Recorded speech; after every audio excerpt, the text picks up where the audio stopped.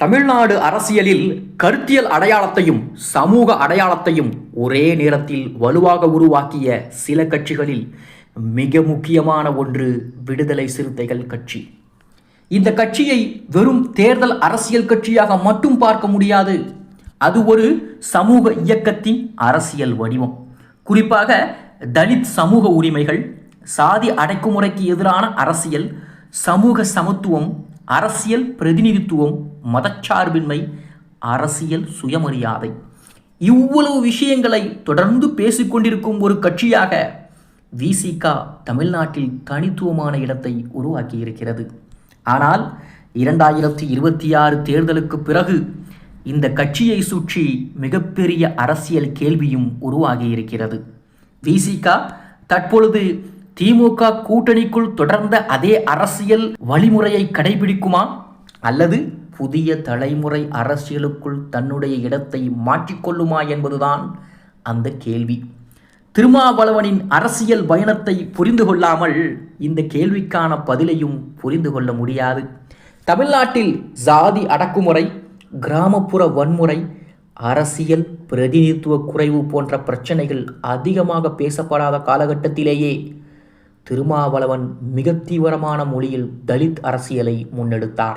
அவரது ஆரம்ப அரசியல் நேரடி எதிர்ப்பு அரசியல். மேடைகள், போராட்டங்கள், தெரு அரசியல், உரிமை கோரல் இவையெல்லாம் இணைந்த ஒரு தீவிர அரசியல் வடிவம். அந்த காலத்தில் விசிக வெறும் கட்சி அல்ல, பல தலித் இளைஞர்களுக்கு அது ஒரு உணர்ச்சி அரசியல் இயக்கமாகவே இருந்தது. ஆனால் காலப்போக்கில் விடுதலை சிறுத்தைகள் கட்சி தனது அரசியல் வடிவத்தை மாற்றிக்கொண்டது. நேரடி அரசியலிலிருந்து கூட்டணி அரசியலுக்குள் நுழைந்தது.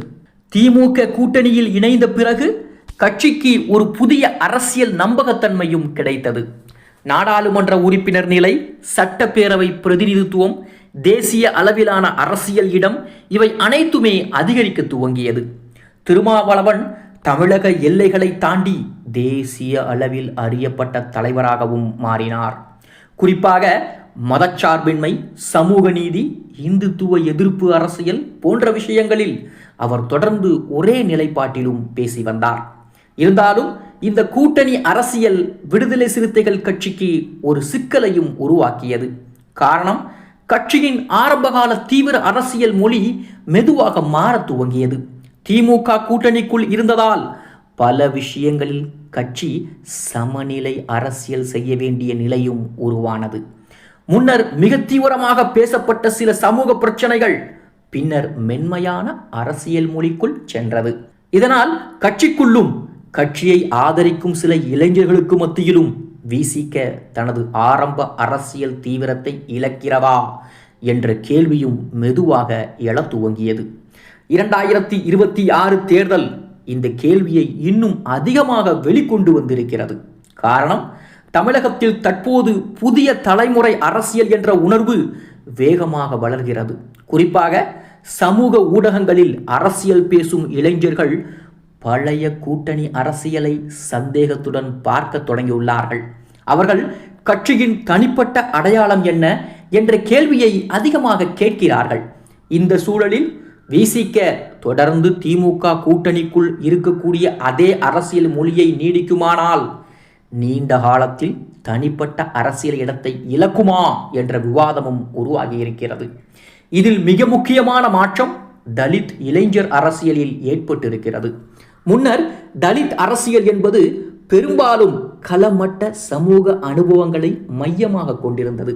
ஆனால் இப்போது சமூக ஊடகங்கள் வழியாக தேசிய அளவிலான தலித் அரசியல், அம்பேத்கர் சிந்தனை, மாணவர் இயக்கங்கள், வட இந்திய சமூக நீதி அரசியல் போன்றவை தமிழ்நாட்டிலும் தாக்கத்தை ஏற்படுத்துகின்றன. புதிய தலைமுறை தலித் இளைஞர்கள் தற்போது வெறும் கூட்டணி அரசியலை மட்டும் பார்க்கவில்லை. அவர்கள் அரசியல் அதிகாரம், தனி அடையாளம், நேரடி தலைமுறை மாற்றம் போன்ற விஷயங்களையும் பேசுகிறார்கள். இந்த சூழலில் தமிழக வெற்றி கழகத்தின் எழுச்சியும் விசிக அரசியலை பாதிக்க துவங்கியிருக்கிறது. காரணம், புதிய தலைமுறை வாக்காளர்கள் தற்போது மாற்று அரசியலை நோக்கி நகர்கிறார்கள். இதில் ஒரு பகுதி இளைஞர்கள் சாதி அடையாள அரசியலை தாண்டி புதிய தலைமுறை தலைமையை நோக்கியும் செல்கிறார்கள். இந்த மாற்றத்தை விசிக கவனிக்காமல் இருக்க முடியாது. குறிப்பாக சமூக ஊடகங்களில் செயல்படும் பல இளைஞர்கள் புதிய கூட்டணி அமைப்புகள் உருவாகுமா என்ற கேள்வியையும் எழுப்ப துவங்கியுள்ளார்கள்.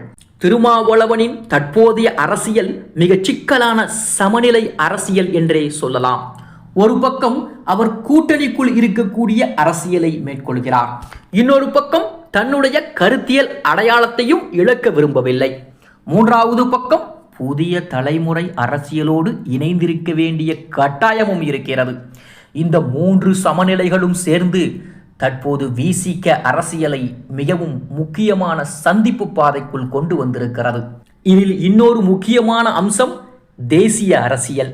திருமாவளவன் தற்போது வெறும் தமிழ்நாடு அரசியல்வாதி அல்ல, நாடாளுமன்றத்தில் தொடர்ந்து பேசும் தேசிய அளவிலான சமூக நீதி குரலாக மாறியிருக்கிறார். வட இந்திய பல சமூக இயக்கங்களோடு அவரது அரசியல் மொழி தொடர்பு கொண்டிருக்கிறது. இதனால் விசிக எதிர்காலத்தில் தமிழகத்தை தாண்டி பெரிய சமூக நீதி கூட்டணிக்குள் இடம்பெறும் வாய்ப்பும் இருக்கிறது. ஆனால் அதற்காக கட்சியோ தன்னுடைய தனித்துவ அடையாளத்தை மேலும் வலுப்படுத்த வேண்டியிருக்கும். அதே சமயத்தில் இதுவரைக்கும் திமுக கூட்டணிக்குள் தொடர்ந்ததற்கும் அரசியல் லாபங்கள் இருக்கத்தான் செய்தன. குறிப்பாக நிரந்தர பிரதிநிதித்துவம் கிடைக்கும், ஆட்சிக்கு அருகிலே இருக்க முடியும், தேர்தல் பாதுகாப்பு இருக்கும். ஆனால் அதே நேரத்தில் பெரிய அபாயமும் இருக்கிறது.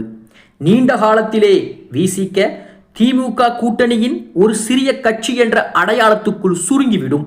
குறிப்பாக இளைஞர்கள் தற்போது மிக வேகமாக அரசியல் முடிவுகளை மாற்றிக்கொள்ளும் காலத்தில் இது முக்கியமான பிரச்சனை. சமூக ஊடக அரசியல் இந்த அழுத்தத்தை மேலும் அதிகரித்திருக்கிறது. முன்பு கூட்டணி முடிவுகளை தலைவர்கள் எடுத்தார்கள், மக்கள் அதை ஏற்றுக்கொண்டார்கள். ஆனால் இப்போது ஒவ்வொரு கூட்டணி முடிவும் உடனடியாக ஆயிரக்கணக்கான விவாதங்களை உருவாக்குகிறது. குறிப்பாக தலித் இளைஞர்கள் சமூக ஊடகங்களில் மிகவும் தீவிரமாக அரசியல் பேசுகிறார்கள். அவர்கள் அரசியல் சுயமரியாதை பற்றிய கேள்விகளை அதிகமாக எழுப்புகிறார்கள். இந்த மனநிலையை விசிக எதிர்காலத்தில் கவனிக்க வேண்டிய கட்டாயமும் இருக்கும். இப்போது தமிழ்நாட்டில் மிக முக்கியமான அரசியல் கேள்விகளில் ஒன்று, விசிக ஒரு நாள் தனியாக பெரிய அரசியல் முயற்சிக்குள் செல்லுமா என்பதுதான். இது உடனடியாக நடக்கக்கூடிய விஷயம் அல்ல, ஆனால் அரசியல் சாத்தியக்கூறாக மறுக்க முடியாத ஒன்று. காரணம், தமிழ்நாட்டில் புதிய தலைமுறை வாக்காளர்கள் அதிகரித்து வருகிறார்கள். பாரம்பரிய கூட்டணி அரசியலில் சோர்வும் உருவாகி இருக்கிறது. இந்த சூழலில் விசிக தன்னுடைய அடையாள அரசியலை புதிய வடிவத்தில் மீண்டும் கட்டியமைக்க முயற்சி செய்யலாம். அதே நேரத்தில் கட்சிக்குள் இன்னொரு பெரிய சவாலும் இருக்கிறது. விசிக இன்னும் பெரும்பாலும் திருமாவளவன் மைய அரசியலாகவே இருந்து கொண்டிருக்கிறது. கட்சிக்குள்ளே இரண்டாம் நிலை தலைமுறை மாநில அளவில் அதிகமாக உருவாகி இருக்கவில்லை. எதிர்காலத்தில் கட்சி நீண்டகால அரசியல் சக்தியாக இருக்க வேண்டும் என்றால் புதிய தலைமுறை தலைவர்களை உருவாக்க வேண்டிய கட்டாயம் இருக்கும். குறிப்பாக மாணவர்கள், இளைஞர்கள், பெண்கள், சமூக ஊடக செயல்பாட்டாளர்கள் ஆகியோரிடம் புதிய தலைமுறை முகங்கள் உருவாக வேண்டும். தமிழ்நாட்டில் எதிர்கால அரசியலில் தலித் வாக்கு என்பது மிக முக்கியமான தீர்மான சக்தியாக மாறலாம். முன்னர் அந்த வாக்குகள் பல்வேறு கட்சிக்குள் சிதறியிருந்தாலும் தற்போது சமூக அடையாள அரசியல் மீண்டும் புதிய வடிவத்தில் பேசப்படுகிறது. இதனால் விசிகாவிற்கு இன்னும் பெரிய வாய்ப்பு இருக்கத்தான் செய்கிறது. ஆனால் அந்த வாய்ப்பை பயன்படுத்த வேண்டுமென்றால் பழைய கூட்டணி அரசியல் கணக்குகளை தாண்டி புதிய அரசியல் மொழியை உருவாக்க வேண்டும். தொடர்ந்து கூட்டணி பாதுகாப்பு அரசியலுக்குள் இருப்பாரா, அல்லது புதிய தலைமுறை சமூக நீதி அரசியலை மீண்டும் தீவிரமாக உருவாக்க முயற்சி செய்வாரா? இந்த இரண்டு பாதைகளில் எது தேர்வு செய்யப்படுகிறது என்பதுதான் விசிக அரசியலின் அடுத்த கட்டத்தை தீர்மானிக்க போகிறது. ஒரு காலத்தில் போராட்ட அரசியலாக ஆரம்பித்த இயக்கம் இன்று தமிழ்நாட்டின் முக்கிய கருத்தியல் அரசியல் சக்திகளில் ஒன்றாக மாறியிருக்கிறது. ஆனால் இப்போது அந்த கட்சி மீண்டும் ஒரு பெரிய அரசியல் சந்திப்பு பாதையிலே நின்று கொண்டிருக்கிறது. ஒன்று கூட்டணி அரசியலில் பாதுகாப்பாக தொடருவது, இன்னொன்று புதிய தலைமுறை அரசியல் மாற்றத்தின் மையமாக மாற முயற்சி செய்வது. அடுத்த சில ஆண்டுகளில் விசிக எடுக்கும் முடிவுகள் தமிழ்நாட்டின் சமூக நீதி அரசியலின் எதிர்காலத்தையே பாதிக்கக்கூடிய அளவுக்கு இருக்கலாம் என்பதும் குறிப்பிடத்தக்க ஒன்று. தமிழ்நாடு அரசியலில் நீண்ட காலமாக மிகவும் அமைதியாக இருந்தாலும் தொடர்ந்து தாக்கத்தை வைத்திருக்கக்கூடிய ஒரு அரசியல் சக்திதான் இந்திய யூனியன் முஸ்லிம் லீக். தேர்தல் எண்ணிக்கையில் பெரிய கட்சி அல்ல, ஆனால் கூட்டணி அரசியலில் நிலையான இடத்தை வைத்திருந்த கட்சி. குறிப்பாக திமுக கூட்டணியோடு தொடர்ந்து இணைந்திருந்ததால் முஸ்லிம் வாக்காளர்களின் ஒரு பகுதியை ஒருங்கிணைக்கக்கூடிய அரசியல் பாலமாகவும் அந்த கட்சி செயல்பட்டது. ஆனால் 2026 தேர்தலுக்கு பிறகு தமிழ்நாட்டில் உருவான புதிய அரசியல் சூழல் இந்த கட்சியையும் புதிய அழுத்தத்துக்குள் கொண்டு வந்திருக்கிறது. குறிப்பாக தமிழக வெற்றிக் கழகத்திற்கு ஆதரவு தர மறுத்து, நாங்கள் நேற்று திமுகவோடு இருந்தோம், இன்று இருக்கிறோம், நாளையும் இருப்போம் என்ற நிலைப்பாட்டை இந்திய யூனியன் முஸ்லீம் லீக் எடுத்ததற்கு பிறகு சமூக ஊடகங்களிலே முஸ்லிம் இளைஞர்கள் மத்தியில் பெரிய அளவில் விவாதம் உருவாகி இருக்கிறது. இந்த மாற்றத்தை புரிந்து கொள்ள தமிழ்நாட்டில் முஸ்லிம் அரசியல் எப்படி வளர்ந்தது என்பதை முதலில் பார்க்க வேண்டும். தமிழ்நாட்டில் முஸ்லிம் சமூகத்தின் அரசியல் மற்ற பல மாநிலங்களிலிருந்து வேறுபட்ட ஒன்று. வட இந்தியாவைப் போல நேரடி மத அடையாள அரசியல் அதிகமாக இல்லாமல் தமிழ்நாட்டில் பெரும்பாலான முஸ்லிம் வாக்காளர்கள் நீண்ட காலமாக திராவிட அரசியலோடு இணைந்திருந்தார்கள். காரணம் மதச்சார்பின்மை, சிறுபான்மை பாதுகாப்பு, மொழி அரசியல், சமூக நீதி போன்ற விஷயங்களில் திமுக மற்றும் அதன் கூட்டணிகள் முஸ்லிம் மக்களிடம் நம்பிக்கையை உருவாக்கியிருந்தது. இந்த சூழலில் இந்திய யூனியன் முஸ்லிம் லீக் பெரும்பாலும் கூட்டணி அரசியல் கட்சி என்ற பாதையை தேர்வு செய்தது. தனியாக பெரிய அளவில் வளர முயற்சி செய்யாமல் திமுக கூட்டணிக்குள் நிலையான இடத்தை வைத்துக்கொண்டு செயல்பட்டது. இதன் மூலம் சில தொகுதிகள், நாடாளுமன்ற இடங்கள், நிரந்தர அரசியல் அங்கீகாரம் ஆகியவை கிடைத்தன. நீண்ட காலமாக இந்த அரசியல் வேலையும் செய்தது. ஆனால் புதிய தலைமுறை அரசியல் உருவாகிய போது அதே மாதிரி அரசியல் மீது கேள்விகளும் எழத் துவங்கின. குறிப்பாக சமூக ஊடகங்கள் முஸ்லிம் இளைஞர் அரசியலை முழுமையாக மாற்றிவிட்டது. முன்பு உள்ளூர் பள்ளிவாசல், சமூக அமைப்புகள், பிராந்திய தலைவர்கள் ஆகியோரின் வழியாக அரசியல் மனநிலை உருவானது. ஆனால் இப்போது தமிழ்நாட்டில் இருக்கும் முஸ்லிம் இளைஞர்கள் தேசிய அரசியல் முதல் உலக அரசியல் வரை அனைத்தையும் நேரடியாக பார்க்கிறார்கள். வட இந்திய முஸ்லிம் அரசியல், பாலஸ்தீன் பிரச்சனை, குடியுரிமை சட்ட விவாதம், இந்துத்துவ அரசியல், கல்வி மற்றும் வேலைவாய்ப்பு பிரச்சனைகள், இவை அனைத்தும் சேர்ந்து புதிய தலைமுறை முஸ்லிம் அரசியல் உணர்வை உருவாக்கி இருக்கிறது. இதனால் தற்போது அவர்கள் வெறும் எந்த கட்சியோடு கூட்டணி என்ற கேள்வியை மட்டும் கேட்கவில்லை. எந்த கட்சி எங்களுக்கு அரசியல் மரியாதை தருகிறது, எந்த கட்சி நம்முடைய எதிர்காலத்தை பற்றி பேசுகிறது, எந்த கட்சி நம்மை நேரடியாக பிரதிநிதித்துவப்படுத்துகிறது என்ற கேள்விகளையும் அதிகமாக கேட்க துவங்கி இருக்கிறார்கள். இந்த மனநிலையை இந்திய யூனியன் முஸ்லிம் லீக் முழுமையாக புரிந்து கொண்டதா என்ற கேள்வி தற்போது எழுகிறது. 2026 தேர்தலில் தமிழக வெற்றிக் கழகத்தின் எழுச்சி முஸ்லிம் அரசியலிலும் தாக்கத்தை ஏற்படுத்தி இருக்கிறது. காரணம், விஜய் தனது பிரச்சாரங்களில் மதச்சார்பற்ற அரசியல், சமூக ஒற்றுமை, அனைத்து மத மக்களுக்கும் சமமான அரசியல் என்ற மொழியை தொடர்ந்து பயன்படுத்தினார். இது ஒரு சில முஸ்லிம் இளைஞர்களிடத்திலே தாக்கத்தை ஏற்படுத்தி இருக்கிறது. குறிப்பாக திமுக மீது ஏற்கனவே இருந்த ஆட்சி எதிர்ப்பு மனநிலையோடு சேர்ந்து புதிய தலைமுறை மாற்ற அரசியல் என்ற உணர்வும் வளர துவங்கி இருக்கிறது. இந்த சூழலில் இந்திய யூனியன் முஸ்லிம் லீக் மிக விரைவாக திமுக ஆதரவு நிலைப்பாட்டை எடுத்தது சில இளைஞர்களிடம் எதிர்மறையான எதிர்வினையையும் உருவாக்கி இருக்கிறது. காரணம், புதிய தலைமுறை முஸ்லிம் அரசியல் தற்போது நிரந்தர கூட்டணி அரசியல் மீது சந்தேகத்துடன் பார்க்க துவங்கி இருக்கிறார்கள். அவர்கள் ஏன் எப்போதும் ஒரே கூட்டணி, ஏன் புதிய அரசியல் வாய்ப்புகளை பார்க்கக்கூடாது, ஏன் முஸ்லிம் அரசியல் எப்போதும் பாதுகாப்பு அரசியலாகவே இருக்க வேண்டும் என்ற கேள்விகளை எழுப்புகிறார்கள். இதுதான் தற்போது சமூக ஊடகங்களில் அதிகமாக தெரிகின்றது. குறிப்பாக இளைஞர்கள் மத்தியில் முஸ்லிம் அரசியல் வெறும் வாக்கு வங்கியாக மட்டும் பயன்படுத்தப்படுகின்றதா என்ற கேள்வியும் அதிகமாக பேசப்படுகிறது. முன்பு முஸ்லிம் வாக்காளர்கள் பெரும்பாலும் பாஜக எதிர்ப்பு அரசியல் அடிப்படையில் முடிவெடுத்தார்கள். ஆனால் இப்போது அதோடு சேர்த்து அரசியல் பிரதிநிதித்துவம் பற்றியும் பேச துவங்கி இருக்கிறார்கள். இருந்தாலும் இந்திய யூனியன் முஸ்லிம் லீக்கின் நிலைப்பாட்டை முழுமையாக தவறானதாகவும் பார்க்க முடியாது. காரணம், அந்த கட்சி மிகவும் நீண்டகால பாதுகாப்பு அரசியலை அடிப்படையாக கொண்டு செயல்பட்டது. அதாவது தமிழ்நாட்டில் மதச்சார்பற்ற கூட்டணிக்குள் தொடர்ந்து இருப்பதன் மூலம் முஸ்லிம் மக்களின் அரசியல் பாதுகாப்பை உறுதி செய்யலாம் என்ற அணுகுமுறை. இந்த அரசியல் பல ஆண்டுகள் வேலை செய்யவும் செய்தது.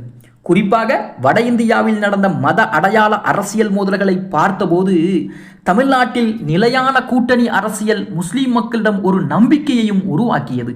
ஆனால் இப்போதோ சூழல் மாறிவிட்டது. புதிய தலைமுறை பாதுகாப்பு அரசியலை மட்டும் பார்க்கவில்லை, அவர்கள் அதிகார அரசியலையும் பார்க்கிறார்கள். நம்முடைய சமூகத்திலிருந்து புதிய தலைவர்கள் உருவாகுகிறார்களா? நம்முடைய குரல் நேரடியாக கேட்கப்படுகிறதா? நம்முடைய அரசியல் வெறும் கூட்டணி வாக்காக மட்டுமே பயன்படுத்தப்படுகிறதா என்ற கேள்விகள் அதிகரித்திருக்கிறது. தமிழ்நாட்டிலே தற்போது உருவாகும் இன்னொரு முக்கியமான மாற்றம் முஸ்லிம் இளைஞர் டிஜிட்டல் அரசியல்.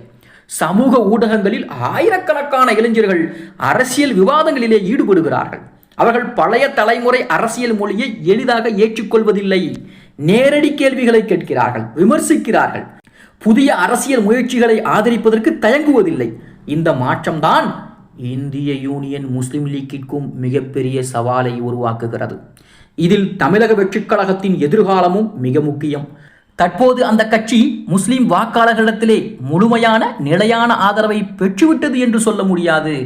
ஆனால் மாற்று அரசியல் வாய்ப்பு என்ற அளவில் கவனத்தை பெற்றிருக்கிறது. குறிப்பாக இளைஞர்கள் மத்தியில் இது பேசப்படுகிறது. இந்த நிலை அடுத்த சில ஆண்டுகளில் எப்படி மாறுகிறது என்பதுதான் மிக முக்கியம். ஆக இந்திய யூனியன் முஸ்லிம் லீக்கின் இன்னொரு பிரச்சனை தலைமுறை மாற்றம். கட்சி இன்னும் பெரும்பாலும் பழைய தலைமுறை அரசியல் அமைப்புக்குள் செயல்படுகிறது. ஆனால் முஸ்லிம் சமூகத்தின் உள்ளே புதிய கல்வியறிவு பெற்ற நடுத்தர வர்க்கம் உருவாகி இருக்கிறார்கள். வெளிநாட்டு வேலைவாய்ப்பு அனுபவம், டிஜிட்டல் உலக இணைப்பு, தேசிய அரசியலை பற்றிய புரிதல், இவை அனைத்தும் புதிய தலைமுறை முஸ்லிம் அரசியலை உருவாக்குகின்றன. இந்த மாற்றத்துக்கு ஏற்றபடி கட்சி தன்னுடைய அரசியல் மொழியை மாற்ற வேண்டிய கட்டாயமும் இருக்கிறது. இப்போது மிக முக்கியமான கேள்வி, இந்திய யூனியன் முஸ்லிம் லீக் தொடர்ந்து பழைய கூட்டணி அரசியலையே பின்பற்றுமா அல்லது புதிய தலைமுறை அரசியல் மனநிலையை புரிந்து கொண்டு மாற்றமடையுமா? இந்த கேள்விக்கான பதில் தமிழ்நாட்டில் முஸ்லிம் அரசியலின் அடுத்த கட்டத்தை தீர்மானிக்கக்கூடிய அளவுக்கு முக்கியமானது. தமிழ்நாட்டில் முஸ்லிம் வாக்காளர்கள் ஒரே மாதிரியான சமூகமாக இல்லை என்பதையும் புரிந்து கொள்ள வேண்டும். நகர்ப்புற இளைஞர்கள், கிராமப்புற மக்கள், தொழிலாளர் வர்க்கம், கல்வியறிவு பெற்ற நடுத்தர வர்க்கம், தொழிலதிபர்கள், ஒவ்வொரு பிரிவினருக்கும் அரசியல் பார்வைகள் வேறுபடுகின்றன. இதனால் எதிர்காலத்தில் முஸ்லிம் வாக்கு அரசியல் இன்னும் பல திசைகளில் நகரலாம். இந்த முழு மாற்றத்தையும் பார்த்தால் தற்போது இந்திய யூனியன் முஸ்லிம் லீக் ஒரு முக்கியமான அரசியல் சந்திப்பு பாதையில் வந்து நிற்கிறது. ஒன்று பழைய பாதுகாப்பு கூட்டணி அரசியலை தொடரும் பாதை, இன்னொன்று புதிய தலைமுறை முஸ்லிம் அரசியல் மனநிலையை புரிந்து கொண்டு புதிய வடிவத்தில் தன்னுடைய இடத்தை மீண்டும் உருவாக்கும் பாதை. இந்த இரண்டில் எந்த பாதையை கட்சி தேர்வு செய்கிறது என்பதுதான் அடுத்த 10 ஆண்டுகளில் தமிழ்நாட்டில் முஸ்லிம் அரசியலின் திசையை தீர்மானிக்கக்கூடிய முக்கியமான காரணியாக மாறலாம் என்பதும் முக்கியமான விஷயம். தமிழ்நாட்டு அரசியலில் ஒரு காலத்தில் மிகவும் வலுவான சிந்தனை அரசியலை உருவாக்கிய சக்திகளில் முக்கியமானவை கம்யூனிஸ்ட் கட்சிகள். தொழிலாளர் போராட்டங்கள், விவசாய இயக்கங்கள், மாணவர் அரசியல், மொழி உரிமை, சமூக சமத்துவம், மதச்சார்பின்மை, இவ்வளவு விஷயங்களிலும் இடதுசாரி அரசியல் தமிழ்நாட்டில் நீண்டகால தாக்கத்தை ஏற்படுத்தியது. ஆனால் இன்று அதே கம்யூனிஸ்ட் கட்சிகள் தேர்தல் அரசியலில் மிகச்சிறிய சக்திகளாக மட்டுமே பார்க்கப்படுகிறார்கள். ஒரு காலத்தில் தொழிற்சாலைகள், தொழிலாளர் சங்கங்கள், துறைமுகங்கள், கல்வி வளாகங்கள், கிராமப்புற விவசாய பகுதிகள் ஆகிய இடங்களெல்லாம் வலுவாக இருந்த இடதுசாரி அரசியல் இன்று ஏன் அந்த அளவிலான தாக்கத்தை இழந்தது என்ற கேள்வி தமிழ்நாடு அரசியலில் மிக முக்கியமான ஆய்வாக மாறியிருக்கிறது. குறிப்பாக 2026 தேர்தலுக்கு பிறகு இந்த கேள்வி இன்னும் தீவிரமாகி இருக்கிறது. காரணம், புதிய தலைமுறை அரசியல் எழுச்சியடையும் நேரத்தில் கம்யூனிஸ்ட் கட்சிகள் தங்களுடைய இடத்தை மீண்டும் கண்டுபிடிக்க முடியாமல் போராடி வருகிறார்கள். சிபிஐ மற்றும் சிபிஎம் போன்ற கட்சிகளின் வரலாற்றை புரிந்து கொள்ளாமல் தற்போதைய நிலையை புரிந்து கொள்ள முடியாது. இந்திய சுதந்திரத்திற்கு பிறகு தொழிலாளர்கள் அரசியல் மிக வேகமாக வளர்ந்த காலத்தில் கம்யூனிஸ்ட் இயக்கங்கள் இந்தியாவின் பல மாநிலங்களிலே பெரிய தாக்கத்தை ஏற்படுத்தினார்கள்.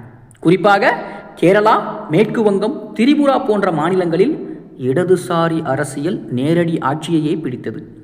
தமிழ்நாட்டிலும் கூட தொழிலாளர்கள், நெசவு தொழிலாளர்கள், அரசு ஊழியர்கள், விவசாயிகள் ஆகியோரிடத்திலே இடதுசாரிகளுக்கு வலுவான ஆதரவு இருந்தது. ஆனால் தமிழ்நாட்டில் திராவிட இயக்க அரசியல் உருவான பிறகு சமூக நீதி மற்றும் சாதி எதிர்ப்பு அரசியலை திமுக மற்றும் அதிமுக போன்ற கட்சிகள் பெரிய அளவில் எடுத்துக்கொண்டதால் கம்யூனிஸ்ட் கட்சிகளின் வளர்ச்சி மெதுவாக கட்டுப்படுத்தப்பட்டது. இருந்தாலும் கூட கம்யூனிஸ்ட் கட்சிகள் தமிழ்நாட்டில் முழுமையாக மறைந்து விடவில்லை. குறிப்பாக தொழிலாளர் சங்கங்கள் மற்றும் மாணவர் அமைப்புகள் வழியாக அவர்கள் நீண்ட காலம் அரசியல் தாக்கத்தை வைத்திருக்கத்தான் செய்தார்கள். பல கல்வி நிறுவனங்களிலே இடதுசாரி சிந்தனை வலுவாக இருந்தது. அரசு ஊழியர் சங்கங்கள், போக்குவரத்து தொழிலாளர் சங்கங்கள், மின்சார வாரிய தொழிலாளர் அமைப்புகள், விவசாய சங்கங்கள் ஆகியவற்றிலே இடதுசாரிகள் நீண்டகால கட்டுப்பாட்டை வைத்திருந்தார்கள். இதனால் அவர்கள் தேர்தலில் அதிக இடங்கள் வெல்லவில்லை என்றாலுமே கூட தமிழ்நாட்டு அரசியலில் கருத்தியல் தாக்கம் கொண்ட கட்சியாகவும் இருந்தார்கள். ஆனால் 1990களுக்கு பிறகு இந்திய பொருளாதாரம் மாறத் துவங்கிய போது கம்யூனிஸ்ட் கட்சிகளின் பாரம்பரிய ஆதரவு அமைப்புகளும் மாறத் துவங்கியது. தனியார் மயமாக்கல், தகவல் தொழில்நுட்ப வளர்ச்சி, புதிய நடுத்தர வர்க்கம், உலகமயமாக்கல் இவை அனைத்தும் தொழிலாளர் அரசியலின் வடிவத்தையே மாற்றிவிட்டன. பழைய தொழில் மைய அரசியல் மெதுவாக குறைய துவங்கியது. மாணவர் அரசியலும் மாறியது. முன்னர் கொள்கை அரசியல் பேசப்பட்ட இடங்களில் பின்பு வேலைவாய்ப்பு மற்றும் தனிப்பட்ட முன்னேற்ற அரசியல் பேசப்பட்டது. இதனால் கம்யூனிஸ்ட் கட்சிகள் புதிய தலைமுறையோடு இணைவதில் சிரமப்பட துவங்கினார்கள். தமிழ்நாட்டிலே இன்னொரு முக்கியமான மாற்றம் திராவிட கட்சிகளுடைய சமூக நல அரசியல், இலவச திட்டங்கள், சமூக நீதி, மொழி அரசியல், சாதி அடிப்படையிலான அரசியல் சமநிலை, அரசு உதவி திட்டங்கள் இவற்றை திமுக மற்றும் அதிமுக மிகப்பெரிய அளவில் செயல்படுத்தினார்கள். இதனால் ஏழை மக்களின் அரசியல் பாதுகாவலர் என்ற இடத்தை இடதுசாரிகள் தனியாக வைத்திருக்க முடியாமல் போனது. ஒரு காலத்தில் தொழிலாளர் மற்றும் ஏழை மக்களின் குரலாக இருந்த இடதுசாரி அரசியல் பின்பு கூட்டணி அரசியலுக்குள் சுருங்க துவங்கியது. இதில்தான் மிகப்பெரிய அரசியல் பிரச்சனையும் உருவானது. சிபிஐ மற்றும் சிபிஎம் போன்ற கட்சிகள் திமுக மற்றும் அதிமுக ஆகிய கட்சியோடு கூட்டணியோடு இருந்தாலும் தங்களுடைய தனிப்பட்ட அரசியல் அடையாளத்தை மீண்டும் வலுப்படுத்த முயற்சி என்பது பெரிய அளவில் செய்யவில்லை. தேர்தல் காலங்களில் சில தொகுதிகள் கிடைக்கும், சில எம்எல்ஏ, எம்பி இடங்கள் கிடைக்கும். ஆனால் களமட்டத்தில் புதிய தலைமுறை உருவாகவில்லை. இளைஞர்கள் பெரும்பாலும் திமுக, அதிமுக அல்லது புதிய அரசியல் சக்திகளுக்கே சென்றார்கள். சமூக ஊடக அரசியலிலும் கூட இடதுசாரிகள் மிகப்பெரிய தாக்கத்தை உருவாக்க முடியவில்லை. இப்போது புதிய தலைமுறை அரசியலில் மிகப்பெரிய மாற்றம் ஏற்பட்டுவிட்டது. சமூக நீதி, கல்வி, பொருளாதார சமநிலை, வேலைவாய்ப்பு, தனியார் மயமாக்கல், சுற்றுச்சூழல், நிறுவன ஆதிக்கம் இவை அனைத்தும் மீண்டும் முக்கியமான விவாதங்களாகத்தான் இருக்கின்றன. உண்மையில் இந்த விஷயங்கள் அனைத்தும் இடதுசாரி அரசியலின் இயல்பான கருத்தியல் தளங்கள்தான். ஆனால் இந்த விவாதங்களிலே அரசியல் லாபத்தை தற்போது மற்ற கட்சிகள் தான் அதிகமாக பெறுகிறார்கள். இதுதான் கம்யூனிஸ்ட் கட்சிகளின் மிகப்பெரிய தோல்வி. அவர்களின் கருத்துக்கள் இன்னும் பொருத்தமானவை, ஆனால் அந்த கருத்துக்களை மக்களிடம் கொண்டு செல்லும் அரசியல் மொழி பலவீனமடைந்து விட்டது. சமூக ஊடக அரசியல் என்பது இந்த பிரச்சனையை மேலும் அதிகரித்திருக்கிறது. முன்பு கம்யூனிஸ்ட் கட்சிகள் பொதுக்கூட்டங்கள், தொழிலாளர் சங்கங்கள், மாணவர் இயக்கங்கள் மூலம் அரசியல் செய்தார்கள். ஆனால் இன்று அரசியல் டிஜிட்டல் உலகுக்குள் நகர்ந்து விட்டது. குறும்படங்கள், வேகமான கருத்துக்கள், கவர்ச்சியான அரசியல் மொழி, நேரடி இளைஞர் தொடர்பு இவை அனைத்தும் முக்கியமாகிவிட்டது. இந்த பகுதியில் தான் இடதுசாரிகள் மெதுவாக நகர்கிறார்கள். இதனால் அவருடைய கருத்தியலில் தாக்கம் இருந்தாலும் மக்கள் மனநிலையில் பெரிய தேர்தல் தாக்கத்தை உருவாக்க முடியவில்லை. 2026 தேர்தல் இந்த பிரச்சனையை மிகவும் தெளிவாக காட்டியது. தமிழ்நாட்டில் மக்கள் புதிய தலைமுறை அரசியல் நோக்கி நகர துவங்கிய போது கம்யூனிஸ்ட் கட்சிகள் மீண்டும் அதே அரசியலுக்குள் மட்டுமே சிக்கியிருந்தார்கள். குறிப்பாக இளைஞர்கள் மத்தியில் ஏற்பட்ட மாற்ற உணர்வை அவர்கள் தேர்தல் அரசியலாக மாற்ற முடியவில்லை. அதே நேரத்தில் அவர்களுடைய பாரம்பரிய வாக்காளர்களிடத்திலே கூட ஒரு பகுதி புதிய அரசியல் சக்திக்குள் நகர்ந்திருக்கிறது. கம்யூனிஸ்ட் கட்சிகளை முழுமையாக முடிந்த அரசியல் சக்திகளாக பார்க்க முடியாது. காரணம், இந்தியாவிலும் தமிழ்நாட்டிலும் பொருளாதார சமநிலை பிரச்சனை மீண்டும் அதிகரித்து வருகிறது. வேலைவாய்ப்பு நெருக்கடி, தனியார் நிறுவன ஆதிக்கம், தொழிலாளர் பாதுகாப்பு குறைவு, கல்வி செலவு, மருத்துவ செலவு, விவசாய நெருக்கடி இவை அனைத்தும் மீண்டும் இடதுசாரி அரசியலுக்கு இடம் உருவாக்கக்கூடிய சூழல்கள். ஆனால் அந்த வாய்ப்பை பயன்படுத்த வேண்டுமென்றால் பழைய அரசியல் மொழியிலிருந்து வெளியே வர வேண்டிய கட்டாயமும் இருக்கிறது. தமிழ்நாட்டிலே தற்போது உருவாகக்கூடிய இன்னொரு முக்கியமான மாற்றம் அடையாள அரசியல் மற்றும் பொருளாதார அரசியல் இணைந்து செல்லக்கூடிய நிலை. முன்பு ஜாதி அல்லது மொழி அரசியல் மட்டுமே முக்கியமாக இருந்தது. ஆனால் இப்போது வேலைவாய்ப்பு, கல்வி, வாழ்க்கை செலவு, நிறுவன ஆதிக்கம் ஆகியவை அதிகமாக பேசப்படுகின்றன. இது இடதுசாரிகளுக்கு சாதகமான சூழல்தான். அதேபோல திமுக கூட்டணிக்குள் இருப்பதும் கூட கம்யூனிஸ்ட் கட்சிகளுக்கு இரட்டை பிரச்சனையை உருவாக்கி இருந்தது.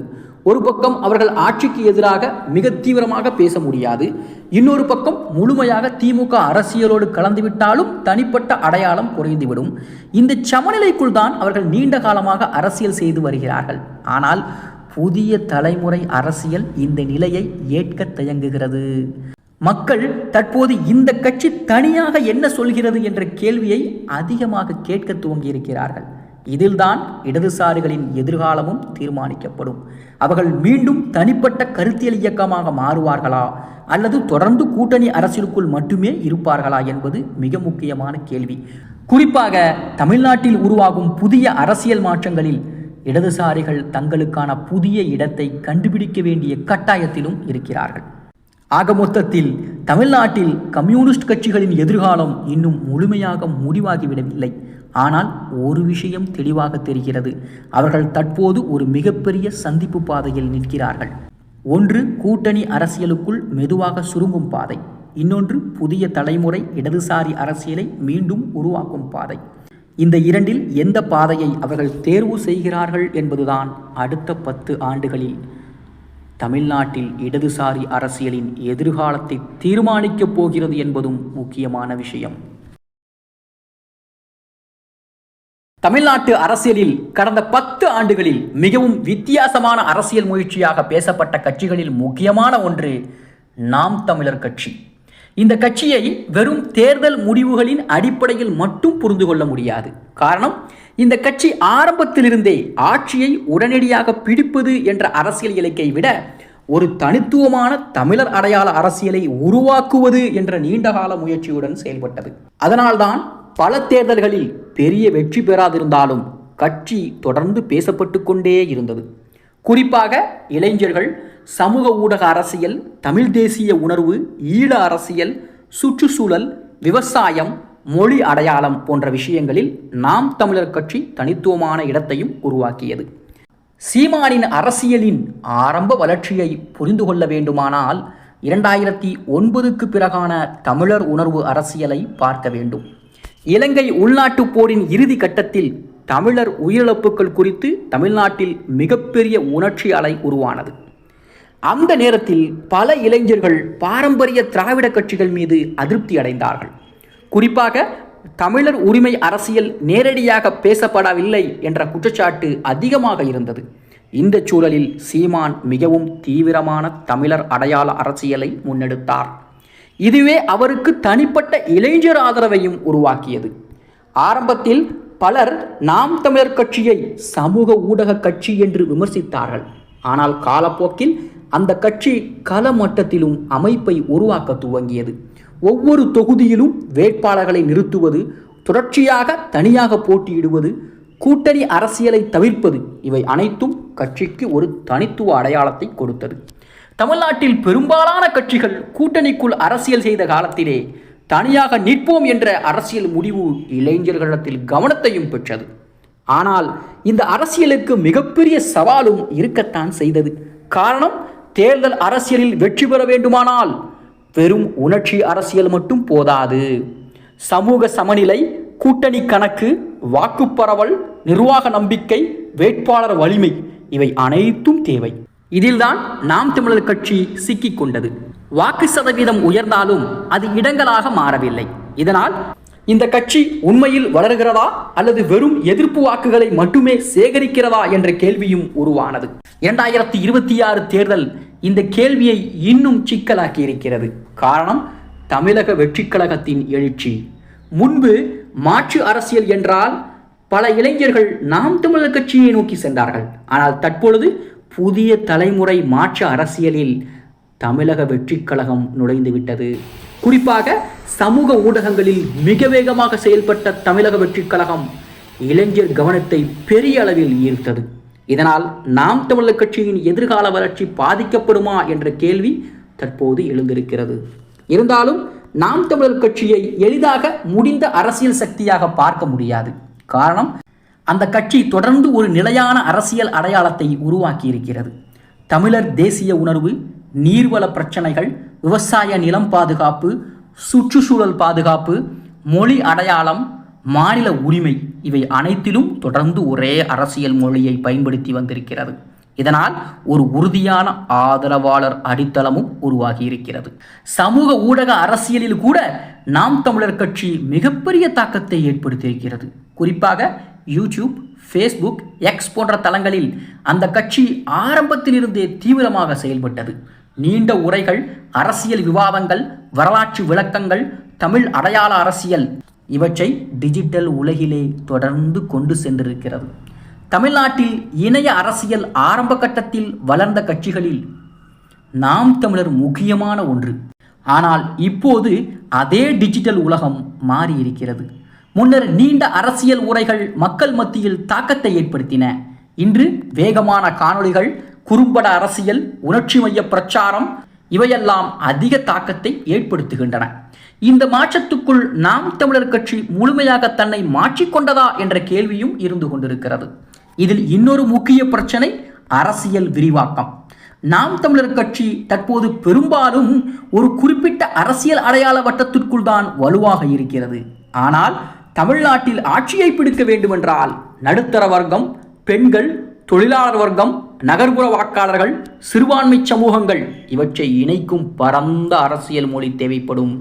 இந்த பகுதியில் கட்சி இன்னும் பெரிய சவாலை சந்தித்துக் கொண்டிருக்கிறது. சீமான் அரசியலின் மிகப்பெரிய பலம் அவரது பேச்சுத்திறன் மற்றும் நேரடி அரசியல் மொழி. தமிழ்நாட்டில் பல அரசியல்வாதிகள் மிக கவனமாக பேசும் விஷயங்களை சீமான் நேரடியாக பேசுகிறார். இது அவருக்கு தனித்துவமான ஆதரவை கொடுத்தது. ஆனால் அதே நேரத்தில் சில சர்ச்சைகளையும் உருவாக்கியது. குறிப்பாக சில சமூகங்களை பற்றிய கருத்துக்கள் மற்றும் தீவிர அரசியல் மொழி கட்சியின் வளர்ச்சியை ஒரு வரம்புக்குள் வைத்திருக்கிறதா என்ற விவாதமும் கூட எழுந்திருக்கிறது. 2026 தேர்தலுக்கு பிறகு உருவான புதிய அரசியல் சூழல் நாம் தமிழர் கட்சிக்கு ஆபத்து மற்றும் வாய்ப்பு இரண்டையும் உருவாக்கியிருக்கிறது. ஆபத்து என்னவென்றால், மாற்று அரசியல் இடத்தை தற்போது பல புதிய சக்திகள் பகிர்ந்து கொள்ள தொடங்கியிருக்கிறார்கள். வாய்ப்பு என்னவென்றால், பாரம்பரிய திராவிட அரசியலிலிருந்து சோர்வடைந்த ஒரு பகுதி இளைஞர்கள் இன்னும் புதிய அடையாள அரசியலை தேடிக்கொண்டு இருக்கிறார்கள். இதில் மிக முக்கியமான கேள்வி, நாம் தமிழர் கட்சி எதிர்காலத்தில் கூட்டணி அரசியலுக்குள் செல்லுமா என்பதுதான். பல ஆண்டுகளாக கட்சி தனியாக என்ற அரசியல் அடையாளத்தை உருவாக்கி இருக்கிறது. அந்த அடையாளத்தை மாற்றுவது எளிதானதல்ல. ஆனால் தமிழ்நாடு அரசியலில் நீண்ட காலமாக கூட்டணி இல்லாமல் பெரிய வெற்றி பெற்ற வரலாறு மிகவும் குறைவு. இதனால் எதிர்காலத்தில் அரசியல் அழுத்தங்கள் அதிகரிக்கலாம். அதே நேரத்தில் கட்சிக்குள் தலைமுறை அமைப்பும் மிக முக்கியம். தற்போது நாம் தமிழர் கட்சி பெரும்பாலும் சீமானுடைய மைய அரசியலாகவே இருக்கிறது.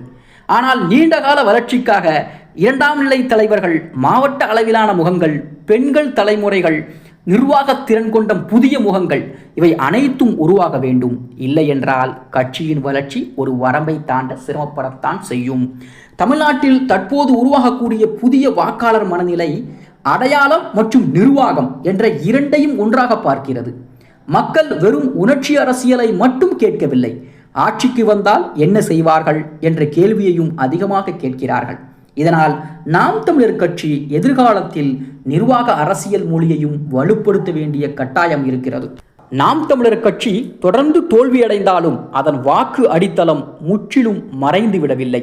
இது தமிழ்நாட்டு அரசியலில் கவனிக்க வேண்டிய விஷயம். காரணம், நீண்டகால அடையாள அரசியல் மெதுவாக வளரக்கூடியதுதான். ஒரு காலத்தில் சிறிய இயக்கங்களாக இருந்த பல கட்சிகள் பின்பு பெரிய சக்திகளாக மாறிய வரலாறு இந்திய அரசியலில் இருக்கிறது. இதனால் தற்போது நாம் தமிழர் கட்சி ஒரு முக்கியமான இடத்தில் நிற்கிறது. ஒன்று, தொடர்ந்து அடையாள அரசியலை மட்டும் மையமாக வைத்து வரம்புக்குள் இருக்கும் பாதை. இன்னொன்று, அதே அடையாளத்தை வைத்துக்கொண்டு பரந்த நிர்வாக அரசியலாக வளர முயற்சி செய்யும் பாதை. இந்த இரண்டில் எந்த பாதையை சீமான் தேர்வு செய்கிறார் என்பதுதான் அடுத்த 10 ஆண்டுகளில் அந்த கட்சியின் எதிர்காலத்தை தீர்மானிக்கப் போகிறது. தமிழ்நாட்டு அரசியலில் மாற்றம் தேடும் இளைஞர்கள் இன்னும் இருக்கத்தான் செய்கிறார்கள். ஆனால் அவர்கள் தற்போது மிகவும் வேகமாக அரசியல் முடிவுகளை மாற்றுகிறார்கள். இந்த புதிய காலத்தில் உணர்ச்சி அரசியல் மட்டும் போதாது, அதோடு சேர்த்து நிர்வாக நம்பிக்கையும் தேவைப்படுகிறது. அந்த இரண்டையும் இணைக்க முடிந்தால் மட்டுமே நாம் தமிழர் கட்சி அடுத்த கட்டத்திற்கு செல்லும். இல்லை என்றால் அது தொடர்ந்து தாக்கம் உள்ள ஆனால் ஆட்சியை தொடாத அரசியல் சக்தி என்ற நிலைக்குள்தான் நீடிக்கும் என்பதும் குறிப்பிடத்தக்க விஷயம்.